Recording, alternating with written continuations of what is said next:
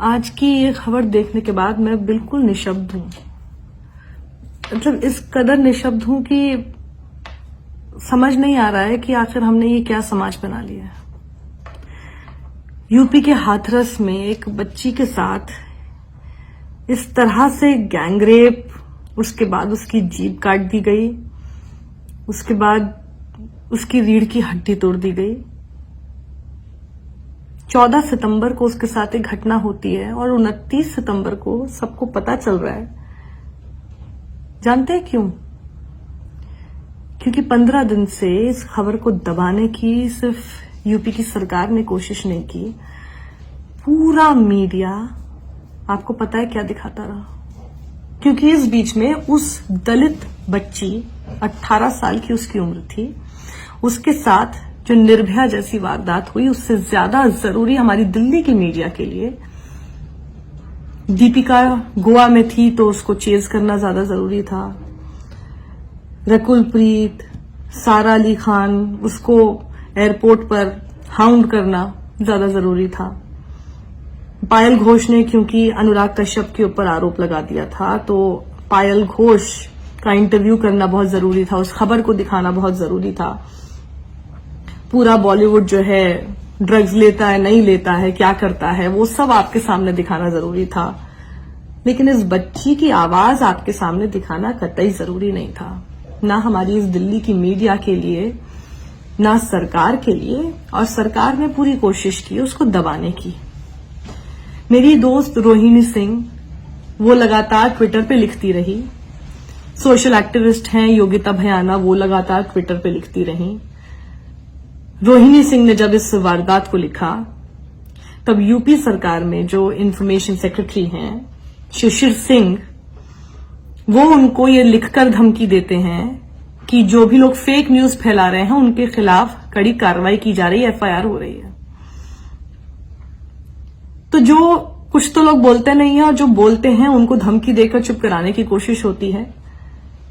क्यों कोई नहीं बोला? आप इस बारे में कभी सोचेंगे क्या? इसलिए कि वो बच्ची दलित थी इसलिए कोई नहीं बोल रहा? और जो इस पाप को करने वाले थे वो सवर्ण ठाकुर थे, उसी बिरादरी के जिसके यूपी के मुख्यमंत्री हैं, उसी बिरादरी के जिसके खुद शिशिर सिंह हैं? या इस वजह से कि 2012 में तो हम लोग सड़कों पर उतर गए थे जब निर्भया के साथ इसी तरह की विभत्स घटना हुई थी और उस समय पूरा मीडिया भी सड़कों पर था और मुझे गर्व है इस बात का कि मैं उस मीडिया का हिस्सा थी, मुझे गर्व है इस बात का। लेकिन क्या इस वजह से आज आप नहीं बोलेंगे क्योंकि तब तो मनमोहन सिंह की सरकार थी, लेकिन आज मोदी योगी की सरकार है? या वाकई ये जरूरी है कि आप चाहते हैं देखना कि दीपिका गोवा में है और उसकी गाड़ी का कलर कौन सा है, या फिर यूपी में एक दलित लड़की के साथ इतनी बेरहम तरीके से उसका बलात्कार हो जाता है, उस घटना को आप नहीं देखना चाहते? उस घटना के बारे में आप नहीं जानना चाहते? हमारी एक बच्ची, हमारे बीच की बच्ची तड़पती रही 14 सितंबर से लेकर 29 सितंबर तक, जब आखिरकार उसने दम तोड़ दिया। हमारे देश को इस बारे में पता ही नहीं चलता है, हमें इस बारे में पता नहीं चलता है क्योंकि हमारे देश में जिसने बताने का जिम्मा उठा रखा है वो हमें बॉलीवुड का ड्रग्स दिखा रहा है। आप इस बारे में सोचिए, ये क्यों हो रहा है? कब बोलेंगे हम? बहुत हो गया। हम लोग, मैं भी कुछ शायद 1-2 वीडियो बना दूंगी, हम लोग कुछ ट्वीट कर देंगे। अभी मैं इसके लिए सिर्फ सरकार को दोषी नहीं बता रही हूं, मैं अपने आप को भी इसमें पूरी तरह से दोषी मानती हूं। मैं भी कुछ नहीं कर पाई ना। आप भी अपने आप को दोषी मानेंगे? कब मानना शुरू करेंगे खुद को दोषी? कब तक हम लोग हर चीज को सरकार के ऊपर डाल देंगे?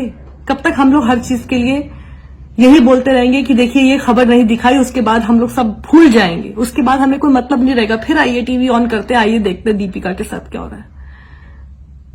इससे आगे बढ़िए, थोड़ा बहिष्कार करना सीखिए उस मीडिया का, उन सभी लोगों का, उस हर ताकत का जिसने इस पूरी खबर को दबाने की कोशिश की, उनका बहिष्कार कीजिए आप। हमें बहिष्कार अब करना होगा। कितनी ऐसी बच्चियां इस तरह से मरेंगी? उस बच्ची की जीभ काट दी गई, उसकी रीढ़ तोड़ दी गई, क्या उसी तरह से हमारी दिल्ली की मीडिया की भी जीभ काट दी गई है और उसकी रीढ़ तोड़ दी गई है? तो आप जिम्मा उठाइए ना, मैं जिम्मा उठाती हूं ना। हमको किसने रोका है? कब तक हम लोग इसी तरह से बैठे रहेंगे और हम लोग सिर्फ इसी बात का शुक्र मनाते रहेंगे कि हमारे साथ ऐसा कुछ नहीं हुआ? कब तक? या हम उस दिन का इंतजार कर रहे हैं कि जिस दिन हमारे साथ हो? क्या अपनी बच्ची की जगह हम उस बच्ची को नहीं रख के देख सकते? या वो दलित है इसलिए हम उसको अपनी जगह पे नहीं रखेंगे? या ये सोचेंगे कि दलित के साथ ही हुआ है, दलित के साथ हो जाता है? थोड़ा जागिए। इतनी लंबी नींद हमारे लिए ठीक नहीं है, हमारे देश के लिए ठीक नहीं है। मैं आज जाग गई हूं, आप मेरे साथ जागेंगे? बच्ची को इंसाफ दिलाने की तरफ हर उस ताकत का बहिष्कार कीजिए जिसने इसे पूरी पुरजोर कोशिश से दबाने की कोशिश की है। और इस बच्ची के लिए इंसाफ की गुहार हमको लगानी होगी। हम निर्भया के समय पर एक साथ एकजुट हुए थे, हम आज भी एक साथ एकजुट होंगे।